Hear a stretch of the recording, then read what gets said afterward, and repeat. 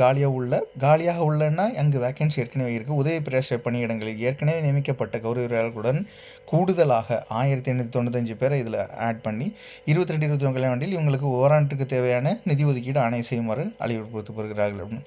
இதில் மறுபடியும் கண்டிஷனை சொல்லிடுறாங்க பாருங்கள். இந்த ஆர்ட்ஸ் அண்ட் சயின்ஸ் காலேஜில் 22-23 கல்வியாண்டில் இதை சேர்த்ததோட விளைவு, இதில் முறையான காலி பணியிடம் முறையான நியமனம் செய்யப்படும் வரை அல்லது கல்வியாண்டின் இறுதி நாள் இவற்றில் எது முன்னாடி இருக்கோ, ஒன்று ரெக்ரூட்மெண்ட் ப்ராசஸ் போட்டு அவங்கள ரெக்ரூட் பண்ணி புதுசாக ஒருத்தவங்க இப்போ காலி பணியிடம் இருக்குது, அவங்க டிஆர்பியில் செலக்ட் ஆகி அவங்கெல்லாம் இன்டர்வியூலாம் அட்டன் பண்ணி இப்போ ஜாயின் பண்ணிட்டாங்கன்னா இவங்க வெளியேற்றப்படுவார்கள்.